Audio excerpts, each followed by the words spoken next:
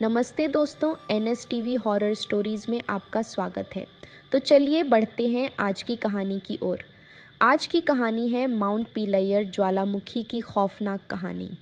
यह कहानी है फ्रांस के एक दूरस्थ द्वीप सेंट पियर की, जहां माउंट पिलायर नामक एक विशाल ज्वालामुखी की छोटी सदियों से खामोश खड़ी थी। ये जगह घने जंगलों और भयानक चट्टानों से घिरी थी और इस पर्वत के चारों ओर अजीब अजीब कहानियाँ सुनाई देती थीं।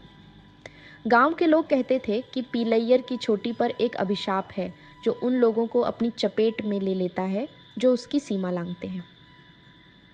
साल 1902 की बात है, जब इस द्वीप पर एक वैज्ञानिक दल आया। वे लोग इस ज्वालामुखी के भीतर के रहस्यों को जानना चाहते थे। उन्होंने गांव के लोगों की चेतावनियों को नज़रअंदाज करते हुए पर्वत के ऊपर चढ़ने का फैसला किया। उनके दल में प्रमुख वैज्ञानिक डॉक्टर फ्रैंकोइस थे, जो ज्वालामुखियों के अध्ययन में माहिर थे, और उनके साथ उनके सहायक पियरे क्लोथिल्ड और कुछ स्थानीय गाइड भी थे। पहले दिन का सफ़र आरामदायक था। घने जंगलों से होकर दल ज्वालामुखी की ओर बढ़ा। पियरे, जो हमेशा चीज़ों को हल्के में लेता था, गांव के बुजुर्गों की बातों पर हंसी उड़ाते हुए बोला, यह केवल अंधविश्वास है। इस ज्वालामुखी से कोई खतरा नहीं है। क्लोथिल्ड भी उसकी बातों से सहमत थी, लेकिन डॉक्टर फ्रैंकोइस थोड़े चिंतित थे। वे इस इलाके की प्राचीन कहानियों से वाकिफ थे और जानते थे कि यहाँ कुछ तो अजीब था।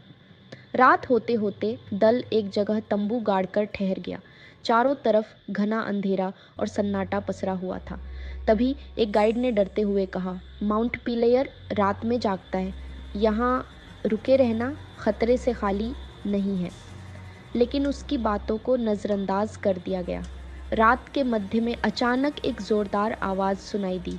ऐसा लगा मानो धरती के नीचे कुछ जीवित था। सभी लोग चौंक कर उठ गए। डॉक्टर फ्रैंकोइस ने तुरंत अपनी लैंप उठाई और बाहर देखा। ज्वालामुखी के आसपास की ज़मीन कांप रही थी। हवा में अजीब सी गंध थी, जैसे कुछ सड़ रहा हो। अचानक जंगल के भीतर से चीखने की आवाज़ें आने लगीं।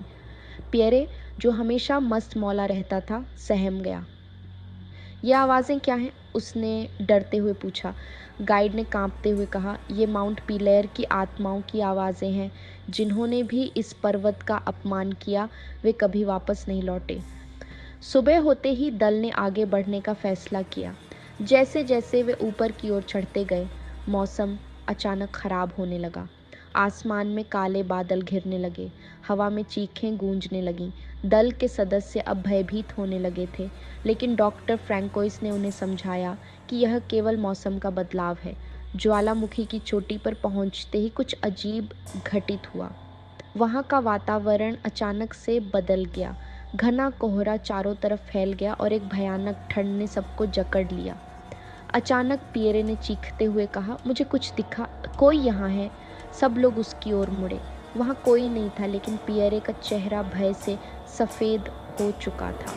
थोड़ी देर बाद क्लोथिल्ड ने भी कुछ महसूस किया। उसने कहा, यह जगह अभिशप्त है, हमें यहाँ से वापस जाना चाहिए।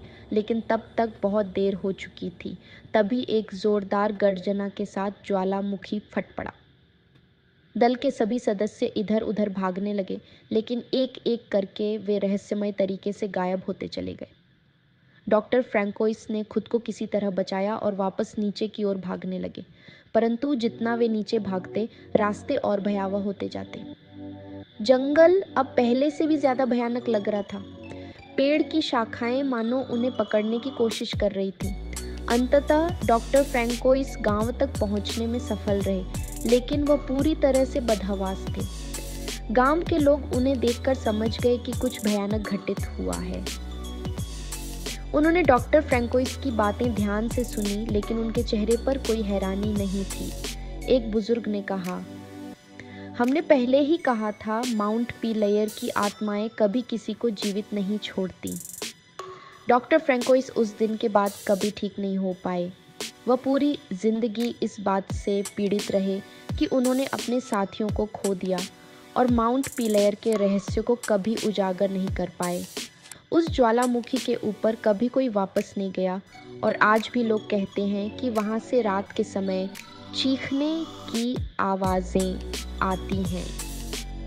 सी कमिन से आसी माउंट पीलेयर अब एक खामोश लेकिन भयावह जगह है जहां केवल वही जाता है जो मौत को गले लगाने के लिए तैयार हो। इस कहानी में बस इतना ही। मिलते हैं अगली कहानी के साथ। अगर आपको वीडियो पसंद आया हो तो वीडियो को लाइक और चैनल को सब्सक्राइब करना न भूलें। धन्यवाद।